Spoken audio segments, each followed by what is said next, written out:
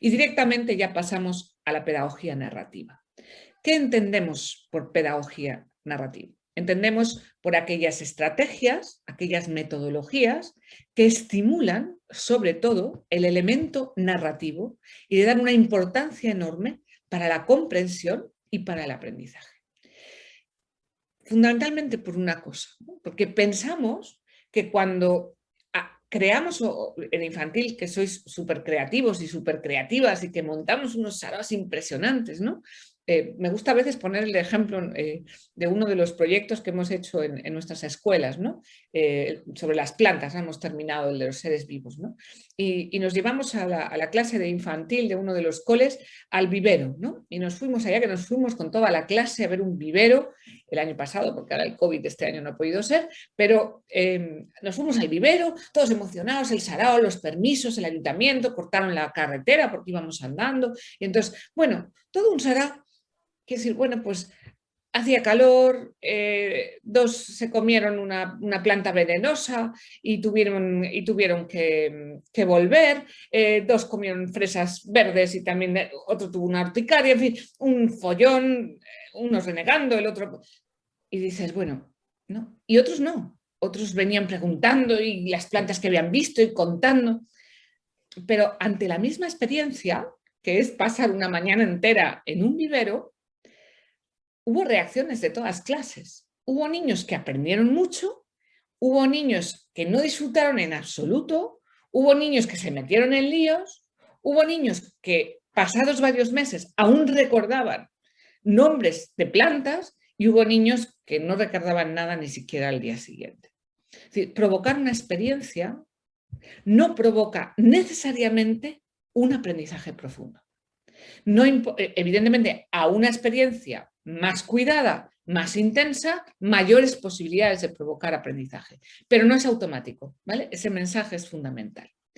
La pregunta es, ¿qué tengo que hacer para que a partir de las experiencias vitales podamos producir el último paso, que es la transformación? Es decir, la transformación cognitiva, es decir, que sepan más, la transformación actitudinal o de valor, que sean más buenos, que se porten mejor, que hagan más caso, o la transformación procedimental, ¿no? O ahora como llaman la nueva programación de competencias en la LOMLOE, que adquieran destrezas nuevas, es decir, que hagan las cosas mejor, que sean mejores personas o que sepan más cosas. Las tres transformaciones competenciales que ahora son objeto de nuestras programaciones.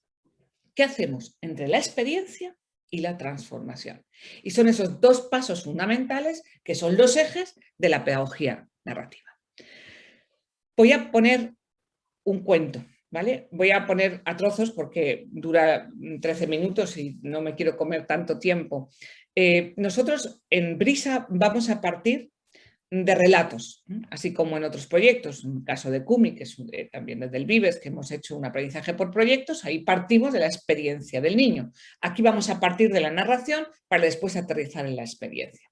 Voy a poner un poco a saltos algunos momentos del relato de uno de los cuentos, el cuento que tenéis en el pack promocional, porque después voy a rescatar esos 4 pasos a partir de la narración que escuchemos, ¿de acuerdo?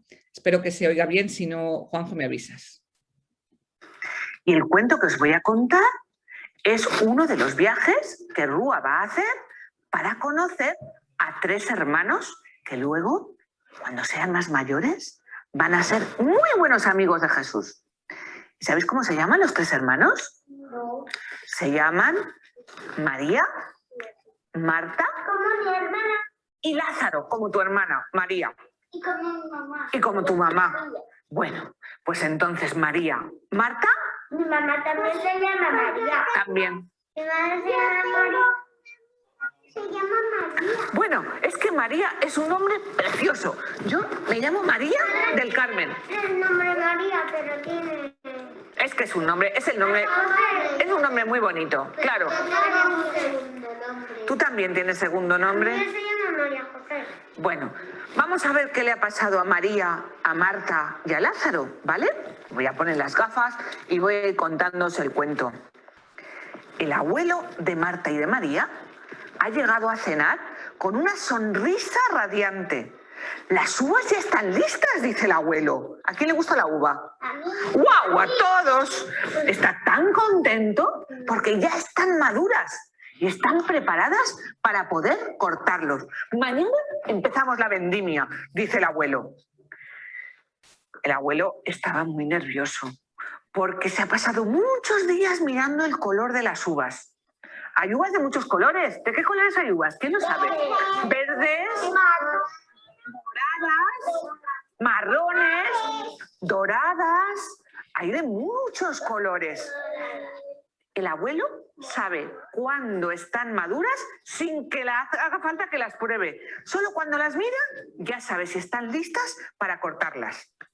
Lázaro, que es el hermano mayor de María y Marta, está muy contento hoy porque este año por primera vez va a ir con los mayores a ayudarles a vendimiar. ¿Sabéis lo que es vendimiar? No. Vendimiar es cortar los racimos de uvas que crecen en las viñas. ¿Habéis visto una viña alguna vez? No. ¿No habéis visto la planta de la uva? Yo sí. ¿Es un árbol grande? Yo. No. Es como un arbolito pequeño y crecen los racimos de uva, que pesan mucho. Tú lo has visto en los cuentos. Pues en este cuento vamos a ver muchas uvas. Están ya preparadas, se levantan muy temprano. Has visto muchos troncos, claro. Mira, este es el carro, ¿vale? De la mamá de Marta, María y de Lázaro. Y están preparando los cestos para poder recoger las uvas. Se tienen que levantar de madrugada, muy temprano, antes de que haga mucho calor. Meten los cestos grandes en el carro y también algunos bocadillos para poder almorzar. ¡Coge un par de botijos, María!, le dice su padre mientras carga con cuidado la caja con las tijeras para cortar los racimos, para podar. Mete también los sombreros de paja, le dice la madre, que hace mucho sol. ¿Qué pasa cuando hace mucho sol? Te llevamos gorra. Muy bien. ¿Y por qué nos ponemos la gorra? Porque hace muchísimo sol. Claro, y es malo, ¿verdad? Hay que cubrir. Que no nos hagan picar. Muy bien. Crema para las picaduras y crema para que no te quemes, ¿no? Y un gorro grande. Así que la mamá de Marta, María y Lázaro le dice, coge los sombreros, no te olvides, no sea que cojamos una insolación. Así que en la viña todos los mayores van muy deprisa. Cortan y cortan y cortan racimos grandes, racimos pequeños y los van echando en los cestos. Las niñas van detrás porque son más pequeñitas y recortan con unas tijeras pequeñas los racimos que se quedan sueltos. Pero ¿sabéis lo que hacen? Se comen más granos de uva de los que echan en la cesta. Y la mamá está un poco enfadada. «Os va a doler la barriga si seguís comiendo tanta uva», le dice un poco enfadada. «Vaya vendimiadoras que nos hemos traído», dice el abuelo mirándolos un poco severo. «Os van a sentar mal», dice la abuela. Pero a la abuela, también le gusta picar de vez en cuando la uva y sin que lo vea el abuelo se la mete corriendo en la boca, sobre todo las que están más maduras. ¿Sabéis cómo se llaman las uvas maduras? Pasas. ¿Pasas? ¿Habéis comido pasas alguna vez? Así arrugaditas, muy dulces, muy dulces. Pues son las uvas muy maduras. Ya va pasando el día y de repente Lázaro se tambalea y se cae al suelo. Su cara está muy sudorosa y muy roja. Está sudando, sudando, ¿lo veis? ¿Qué ha hecho Lázaro? A ver quién lo adivina.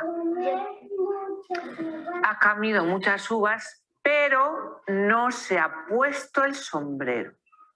Muy desobediente. Y claro, seguramente, dice el abuelo, sea una insolación. Ya le dije que no se quitara el sombrero, pero es muy cabezota.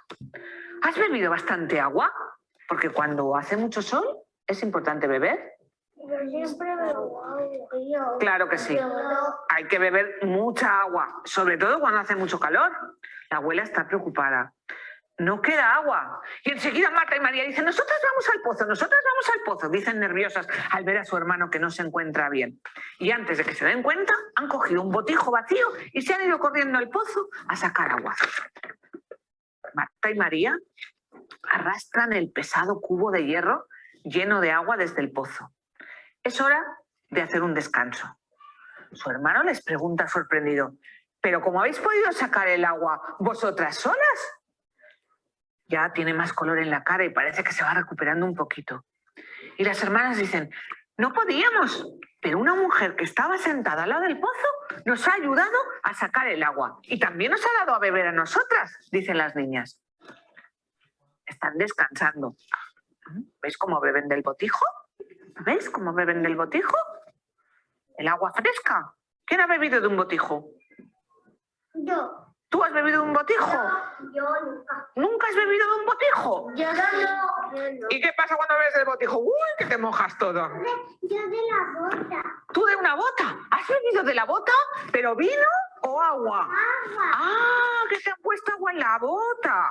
Yo también. ¿También? Oye, Yo también. ¿también has bebido una bota? Pero qué barbaridad, qué mayores sois. Vino de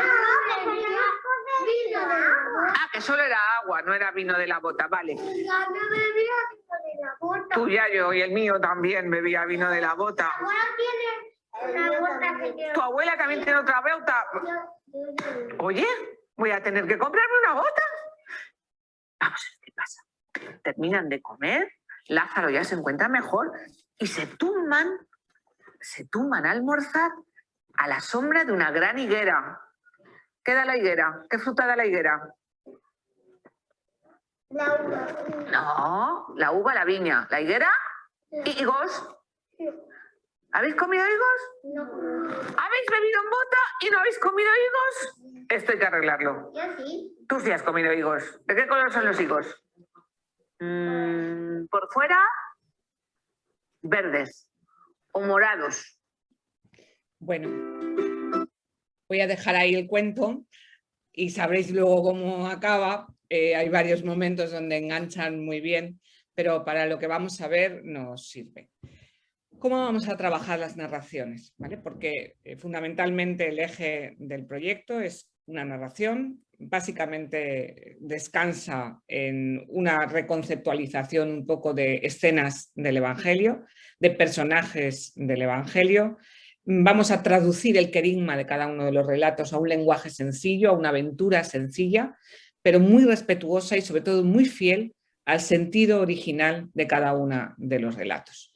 Y este es el primer paso. Vamos a provocar, en este caso, una experiencia no tanto del niño, cuanto vamos a recrear a través de las historias muchas situaciones. Y como habéis visto en este caso, vamos a recrear pues, desde una insolación hasta desobedecer cuando no toca, hasta, bueno, si seguimos en el cuento, pues va a haber otras aventuras cuando se ha mojado una de ellas, o como vamos a ver cómo María se sienta con su abuela muy tranquila y hace preguntas, y Marta va a ser muy zapatrolis y va por ahí danzando y recogiendo las herramientas. Vamos a provocar esa experiencia. ¿Qué tipos de experiencias son las que necesitamos recrear para el despertar religioso, para un proyecto en la ERE? Bueno, pues vamos a recrear y vamos a seleccionar diferentes experiencias relacionadas con las que tenéis en la pantalla.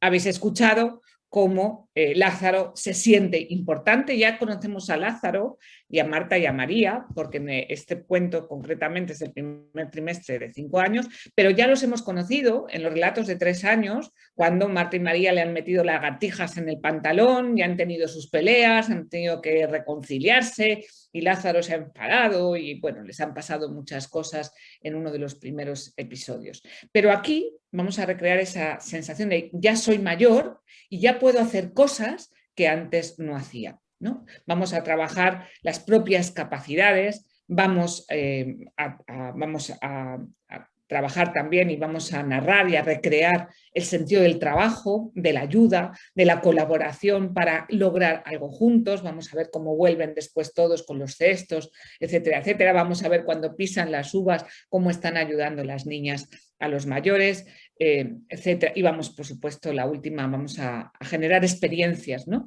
de hacer felices. Cada uno de los cuentos, en cada una de las narraciones, vamos a identificar algunas de las experiencias que son fundamentales, ¿vale?, para despertar la pregunta por lo espiritual.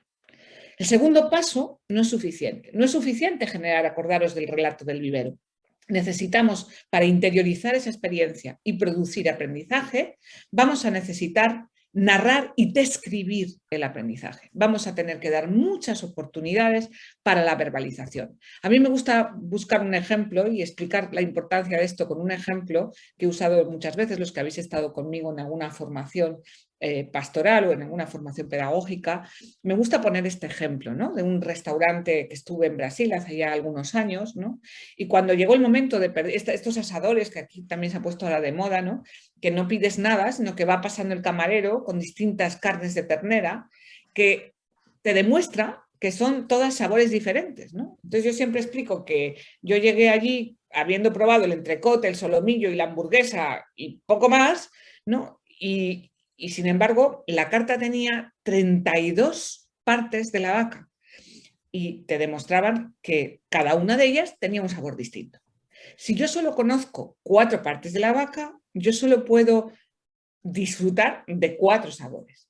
Si yo soy capaz de nombrar y de identificar todas esas partes de la vaca, mi riqueza semántica me va a permitir disfrutar de la realidad con mucha más profundidad.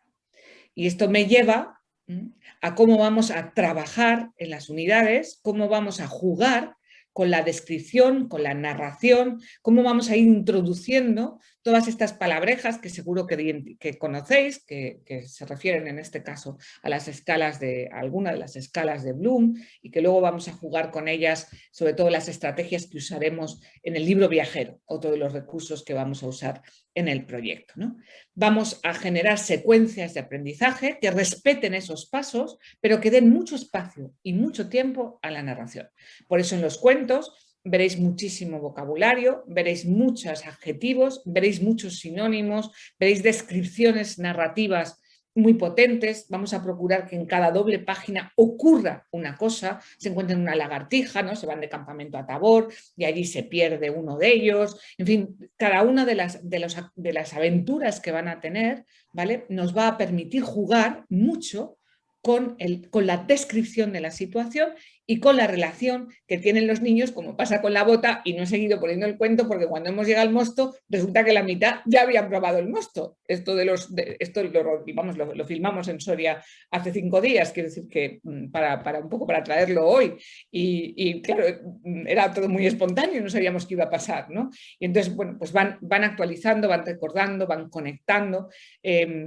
Hemos hecho una prueba, también supongo que lo haréis, ¿no?, cuando lees el cuento varias veces y los niños ya conocen los personajes y van descubriendo matices nuevos, ¿no?, y podemos añadir a los cuentos diferentes experiencias. Experiencia, narración y verbalización. Y el tercer paso es la conceptualización. Son los contenidos, es la comprensión de las situaciones que estamos teniendo.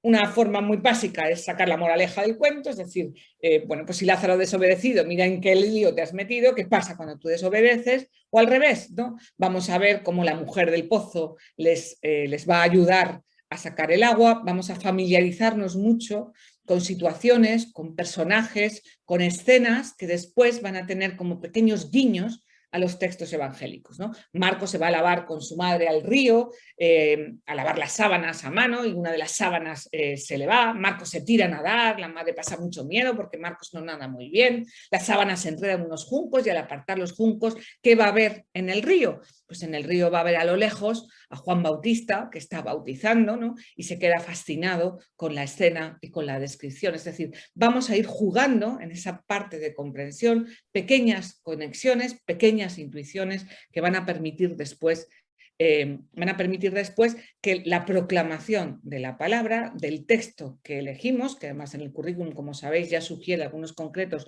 que es importante que conozcan para producir esa transformación o el aprendizaje. Y he elegido estas imágenes para entender un poco cuál es la importancia de todo el escenario que hemos creado en el proyecto, alrededor de más de 15 escenas o 15 personajes bíblicos que van a pasar por muchas aventuras y que van a ir desvelando, ¿no?, las principales escenas de la vida de Jesús. Y se me ocurrió ahora cuando estaba terminando de preparar esta tarde, ¿no?, que creo que es un buen ejemplo, ¿no? Yo he llevado alguna vez a alumnos a París a ver el Museo del Louvre. No sé si habéis ido a Madrid a ver el Prado alguna vez, ¿no? Con niños, con hijos o con alumnos, ¿no? ¿Y qué es lo primero que se van a ver en el Louvre? Todo el mundo busca, ¿qué busca? La Gioconda. Y he puesto al lado la Virgen de las Rocas porque está en la misma sala, un poco más alejada. Nadie se para y sin embargo a mí me parece muchísimo más hermosa que la Gioconda. Pero vamos a ver el aprendizaje, la sintonía, la transformación cognitiva, la memoria, se nutre del reconocimiento. ¿Por qué me voy a ver las Meninas en el Prado o la Gioconda en el Louvre? Porque lo conozco y por lo tanto lo reconozco. Y la empatía, es decir, la relación emocional que me ayuda a aprender, a seguir construyendo aprendizaje, tiene mucho que ver con el sustrato de la memoria. Por eso ese concepto tan nuestro, de raíces bíblicas tan profundas, el memorial, hacer esto en memoria, hacer esto para memoria, va a tener mucho que ver con cómo nutrimos la memoria de fe. Esa secuencia, provocar experiencias, dar oportunidades a una narración compleja, una descripción compleja, a la verbalización de esas experiencias, relacionarlo con conceptos, con realidades, con el currículum, ayudarles a pensar, trabajar la comprensión. Habéis visto un poco todo ese abanico de rutinas, de destrezas que muchos de vosotros manejáis y que vamos a aplicar en el libro Viajero. Y provocar aprendizaje, transformación, memoria de lo religioso, memoria tanto conceptual, como va a ser en el caso de los relatos, como memoria de las actitudes de vida cristiana. Y a partir de ahí vamos a diseñar cómo diseñamos una buena clase, una buena sesión, ¿no? Y en cada una de las sesiones, ¿vale? Alguien preguntaba en el chat al principio si está por trimestres. Sí, hay 2 narraciones, 2 grandes narraciones en cada uno de los trimestres y después todas las secuencias didácticas que acompañan a esas 2 grandes narraciones. Vamos a decidir qué cosas concretas queremos que aprendan, qué cosas queremos que entrenen, cómo voy a hacer para que el ritmo de la clase, del cuento, de la narración, que viene antes, después, he cortado la motivación inicial, qué va a hacer Rúa antes de empezar. Vamos a ir viendo cómo progresan, ¿no? Qué es lo que tengo que mirar en los niños para entender que un poco que la narración, que la intervención funciona, ¿no? Y eso cuaja pues un poco en algunas de los ejes del proyecto importantes. Hemos incluido muchas estrategias de pensamiento crítico, que los niños se pregunten mucho. Eso va a ser fundamental, provocar muchísimas familias. Ahora veremos cómo vamos a implicar a las familias. Vamos a trabajar muchísimo las emociones. Habéis visto en este trocito pequeñito que hemos visto de la narración, cómo trabajamos mucho, cómo se sienten las hermanas, cómo se describen, están tranquilas, se escuchan, son zapatrolis, se mueven, corren, se cansan. Quiero decir, es todo un poco todo el mundo emocional y cada uno de los cuentos va a tener, insisto, muchísima potencia para trabajar las 6 emociones básicas y, por supuesto, la lectura cristiana del crecimiento, no solamente emocional, sino también ético del niño, ¿no? Y vamos a cerrar siempre la unidad con una invitación a la acción. Paso ya a esta última parte para que veáis un poco las escenas.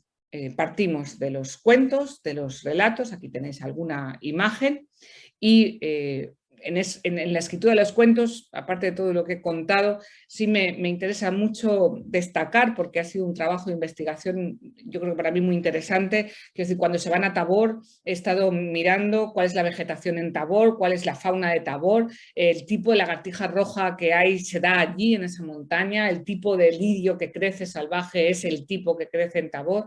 Vamos a hacer una descripción cuando Rúa, en el primer cuento, va a buscarle un lugar para nacer, va a recorrer distintos paisajes, va a contrastar distintos climas, va a acabar cerca de Jerusalén. Cuando está en Nazaret buscando la casa y buscándole un hogar, ¿no? Y buscándole la carpintería y demás, se va a acercar a Betania porque realmente está cerca geográficamente y de repente se va a posar en el tejado y va a ver cómo las 2 hermanas van a meterse con su hermano. Va a presenciar cómo Juan y Marcos por la noche quedan porque Juan, que es el pequeño, va a tener bullying, ¿no? Los relatos van a ir reproduciendo, ¿no? Van a ir reproduciendo todo ese escenario con mucha fidelidad, no solamente a la parte más superficial, sino también al perfil psicológico de cada uno de los personajes bíblicos que tendrán en el futuro. María se va a sentar en este cuento que hemos visto a los pies de la abuela, mientras Marta va a recoger las herramientas. Vamos a reproducir el perfil de Marta y María después en los textos del Evangelio, que se proclamarán al final en las celebraciones que proponemos. ¿Cómo desarrollamos el libro del alumno? Pues siguiendo un poco ese esquema de los 4 pasos. Vamos a investigar, es decir, vamos a trabajar con lo que hemos aprendido en el cuento y vamos después a apuntar a un cierre de la unidad celebrando. Las unidades son muy básicas y vienen acompañadas de las fichas de esos 2 pasos. Rúa investiga, Rúa celebra.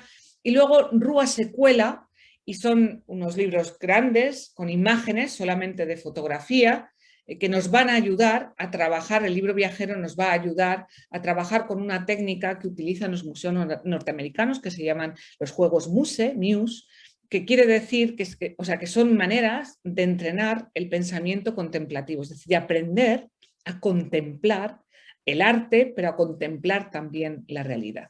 El libro viajero tiene 12 fotografías, cada una de ellas está relacionada, están mucho más vinculadas a todas las partes del currículum y vamos a tener que dialogar, ¿vale? Mediante estrategias de pensamiento creativo, vamos a tener que dialogar con las imágenes. Lo vamos a hacer en el aula, pero el libro viajero también permite una implicación de la familia, de razonamiento. Veis algunas de las fotos del primer libro, ¿vale? Que están vinculadas a algunos de los relatos de los cuentos, ¿no? Desde la imagen de la catedral de Rodin y la mano que coge y toda la parte de la creación, hasta los plásticos en esta imagen tan potente, ¿no? Tan impactante, que seguro que algunos habéis visto, como el tema ético del trabajo infantil o como la aproximación a la liturgia o los sacramentos que veréis al ver los cálices.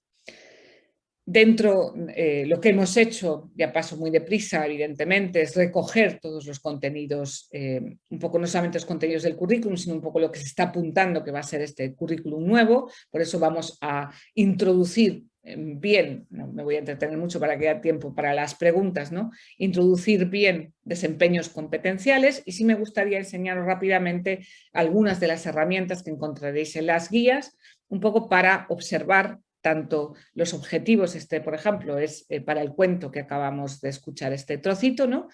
Un poco cuáles son los objetivos que vamos a cumplir en toda esta unidad, ¿vale? Cuáles son los criterios que nos van a ayudar a evaluar si los niños comprenden esto. Vamos a hacer una escala de observación de los desempeños, o sea, de los rasgos de las competencias que hemos aplicado en las narraciones. A la derecha veis algunos de los ejemplos que dentro de los mismos cuentos se proponen también para trabajar con las escenas. Pues veis la escena de un mercado, vamos a trabajar escenas cotidianas, la mesa del Seder, del banquete de la Pascua, que fue la primicia de la Eucaristía, y vamos a ver cómo van a ayudar, ¿no?, los personajes a preparar distintas comidas.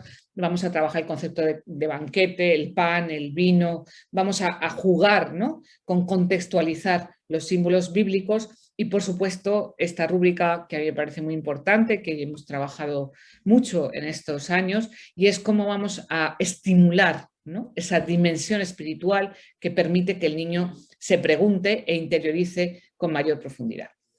Esto es un poco la apariencia del material de los libros, que conocéis bien. Hay una bolsa, hay muchos materiales complementarios, por supuesto las 15 canciones, que yo creo que son espectaculares.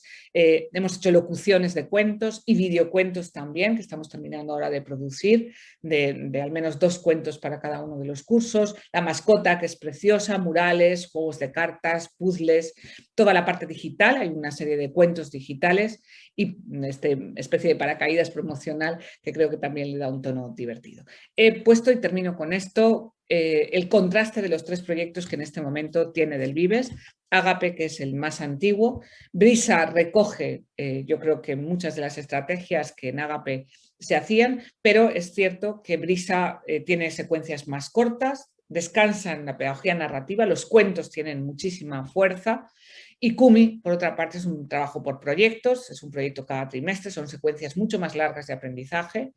Kumi es más inductivo, parte de experiencia leída por la palabra. Brisa es más deductivo, vamos a jugar con la palabra para acabar aterrizando la experiencia del niño. Kumi tiene un aspecto más pastoral, que entra un poco más en la invitación o en la experiencia, la oración, no es más celebrativo. Brisa es más curricular, es más académico, si se puede hablar así, a la vieja usanza dentro del aula de infantil.